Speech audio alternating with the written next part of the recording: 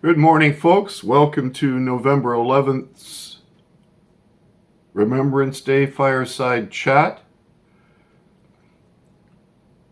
You know, I don't think there's anyone that serves in the military, even during peace times, that gets away scot-free. There's always scars. My wife and her colleague, Anna Truda, were the first two women to graduate from Sjuuk Krigsskolen in Bergen in Norway. My wife retired her commission at the pay grade of commander. And today, she's almost completely deaf from her service on board ships.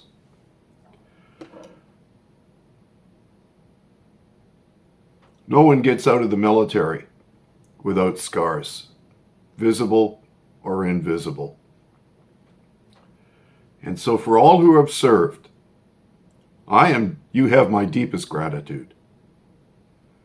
And I recognize the sacrifice that you have made to keep society free. And by that I mean a political order that guarantees limited, constitutional, responsible government, not big statism and tyranny. It amazes me that twice during the 20th century, Canada sent people to Europe and to North Africa and the Asia Pacific region to fight that very thing. Yet at the war's end, we invited so many of these folks to make their home in the very nation that they had just been waging war against. Ethically, I think this is a mistake, or was a mistake, and one that we are paying for today, and I'll tell you why. Every single person I know, whom I attended high school with, whose family fled either Nazi or communist tyranny, because both ideologies are forms of social collectivism where the state becomes God. Every single person I know that fled that kind of tyranny has voted for that same kind of tyranny here in Canada.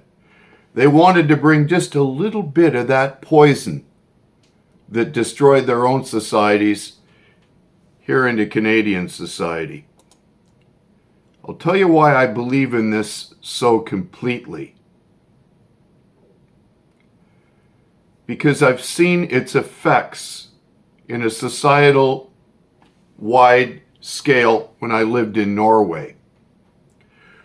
One of the reasons that we have such a love of small limited government here in North America in particular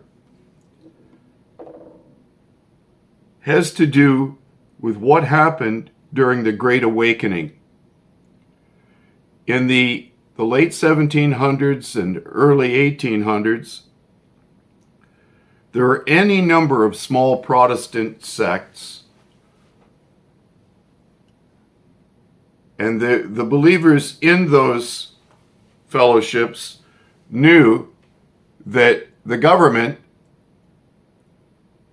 could only be Christian in the broadest sense. They wanted the freedom to worship as they chose to worship and the freedom to associate as they chose to associate to be left completely up to the individual and their own personal, private choice. They viewed Catholicism, state-run religions, as an extension of the class oppression that had been a big part of British society, where you have a state-run church. And of course, it was the same in Norway, where the state-run church was Lutheran. And it dictated virtually every cloying aspect of Norwegian affairs and existence and beliefs. And as the church lost its prominence in Norway, the state took its place.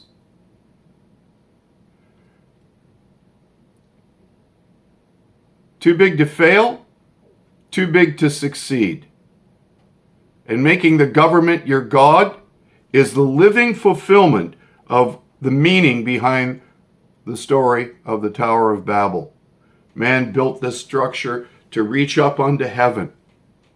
And then God struck them down with what? Confusion. So that no one knew what the other was saying. And that's exactly what happens in a socialist society.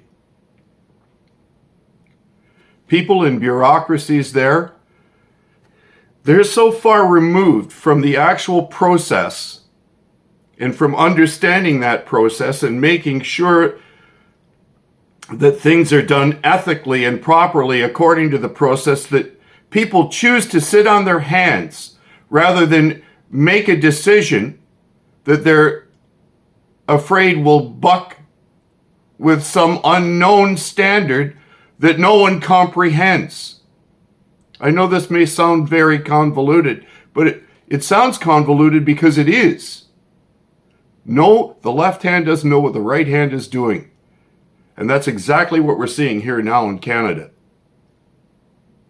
When you have a tax issue, you don't deal with just one auditing supervisor. You never have, CRA can't get their shit together. No one knows, and it's the same with the healthcare system.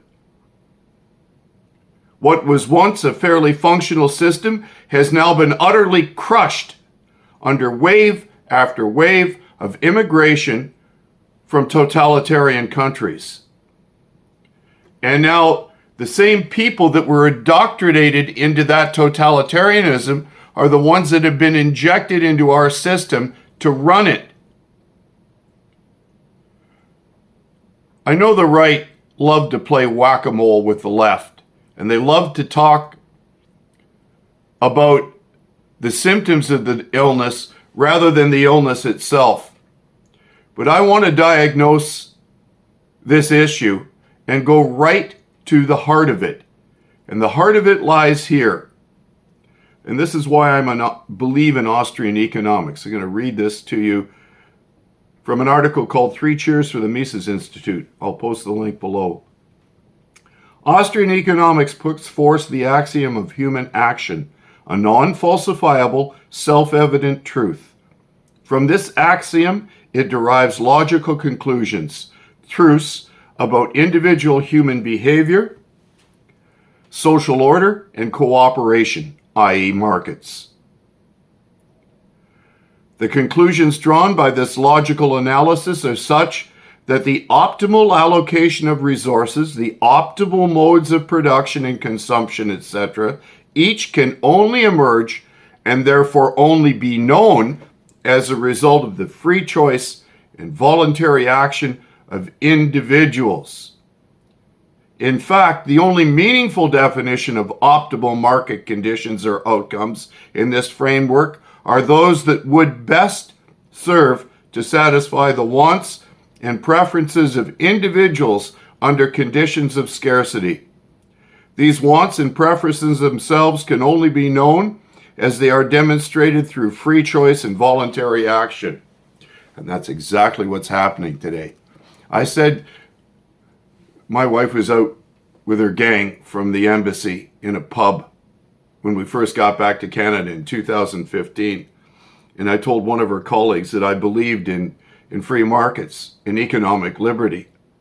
And she looked at me as though I had 3 heads and told me, "You must be insane." People of this mindset cannot imagine leaving people to be free, which leads me to the ultimate and the best question that one can ask today. Why the hell did we sacrifice so many in fighting this very sort of tyranny to invite it into our midst? Oh, I'm waiting for you to answer me on this one, because your answers better be good. I hope I've offended some, alienated even more, and awakened a few who might want to recognize that our immigration policies have worked very much to the detriment of a free, constitutional, orderly society based on economic liberty and personal choice and freedom. If we don't rid ourselves of the current political class that's a direct result, and the bureaucrats that serve them, that's a direct result of the problem I've defined in this vlog, we're screwed. We're never, ever going to restore good governance.